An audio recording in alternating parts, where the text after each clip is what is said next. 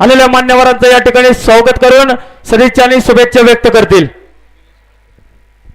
आज खऱ्या अर्थानं मसोबाराच्या उत्सवाच्या निमित्तानं आपण सर्व बैलगाडा मालक, बैलगाडा शौकीन आणि तसंच लोणीकन ग्रामस्थ आज आपण घाटाचं भूमिपूजन झालेलं आहे।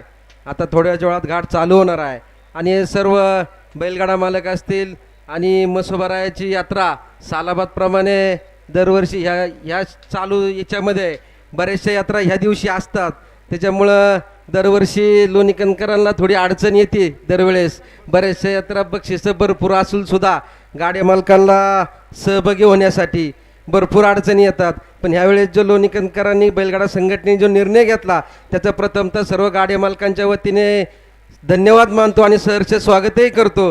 कारण तुम्ही जो निर्णय घेतला आहे प्रत्येक गाड्या मालकाला 3000 रुपये, त्याच्यामुळं आमच्या गाड्या मालकाचं खऱ्या अर्थानं भाडंसुद्धा निघणार आहे। त्याच्यामुळं गाड्या मालकाला फक्त आता गाठाने वर जायचं आहे, आता कोणाचा कितीत बसणार ते घड्याळ सांगणार आहे। त्याच्यामुळं टोकन फी तर 100% रिटर्न आहे।